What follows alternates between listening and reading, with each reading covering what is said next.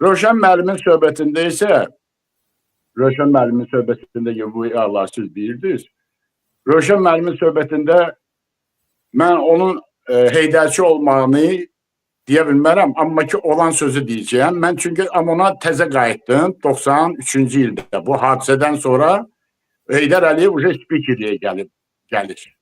O uca Milli Məclisdə otururdu. Bilmirəm uca spiker idi, yoxsa orada uca otururdu İsa Qəmbər'in yerində. Onu dəqiq deyə bilmərəm. Biz onu gözlədik. Rövşən məni təqdim eləmək istəyirdik. Dedi ki, görüşüm var, onu ilə bir yerdə getdik. Çünki onun mühafizəsi, Heydər Əliyev mühafizəsi bizdə idi, Amonda idi. Mən də təzə gəlmişəm. Şəxsi heyət qalıbdı, deməli, qardaşının evində qalan vaxtları idi. Onun evinin binasını da qoruyurdıq. Özü ilə də kəşfiyyat rotasının uşaqları onu mühafizə edirdi. O hara gedirdi, o ilə gedirdilər uşaqlar. Deməli, Heydər Əliyevlə mən birinci kere Rövşənin hesabında Milli Məclisdə görüşmüşəm. Orada tanış elədim bəni ki, gözlədik. O gözləyən vaxtında mən bir söz dedim. Mən siyasətlə ki, belə məşğul olmamışam. Mən vuruşan adam olmuşam da, yəni mənim işimin başqa olub. Rövşən müəllimə bir daha onu soruşdum ki, Rövşən müəllim, bu nöçün getirdiniz? Qayıtdı dedi ki, bir dənə söz dedi, bunu mən açıqlayıram. Dostlar arasında danışmır, bu var bu söhbət. Qayıtdı ki, bu deyib ki, mən Qarabağ məsələsini başlamışam, mən də qutaracağım. Şimdi Qarabağ məsələsi, bu söhbət, bu ancaq Heydər Əliyevin haqqında dediyi mənə sözdür. Mən ondan sonra da daha ona sual verməmişəm. Ondan sonraki onların əlaqəsindən heç vaxtında da heç yerim olmayıb. Başa düşmədim. Kim deyibdi ki, Qarabağ məsələsini mən başlamışam? Heydər Əliyev. Heydər Əliyev. Rövşənin dediyini deyirəm. Heydər Əliyev mənə deməyib. Mən onu soruşdum ki, niyə getirmişik bu da? Onu ne üçün getirmişik burada? Mən bilmək istəyirəm də. Mənə qayıtdı deyir ki, Qarabağ məsələsini deyib ki, mən başlamışam, mən də qutaracağım. Amma bir dənə də söhbət oldu orada. Mən çünki Xocalının aeroportunda olmuşam.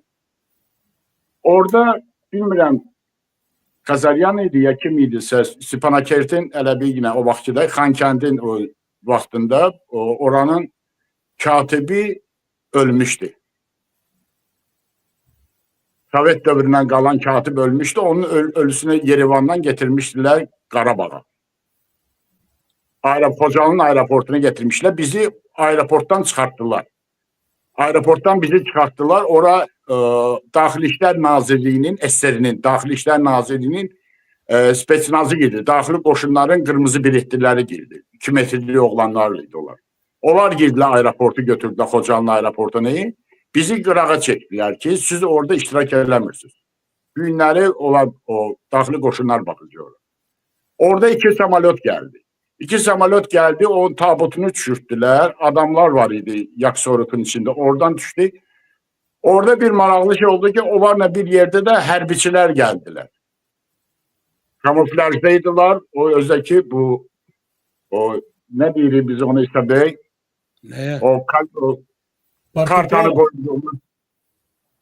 koyduğumuz şey planşetle yapalım. O planşetle. O planşetle geldiler. Ondan sonra da yani Kazaryanla eğer o Kazaryandırsa, oyla bu eğer bu meseleni karıştırıbsa, o hak dünyaya ölüb də gedib. Bu kiminin torpağı qaytaracaq? Ben bir o versiyanı özümdə fırlaşdırdım ki, yani ben 91-ci ildə orada olanda onu görmüşəm, Kazaryanın getirilməyini görmüşəm. Onda starşı mən idim Xocalının aeroportunda. Orada müəmmalı onda qaldı ki, bu nətər barışlayacaq, daha sesimi çıxarmadı. Ondan sonra da ki, o Heydər Əliyevlə görüşmür. Çünki o Daxili İşlər Naziri müavini idi. Mən də amma onun komandiriydim. Mən öz işimlə məşğul olurdum. Rövşən Cavadov isə öz işiylə məşğul.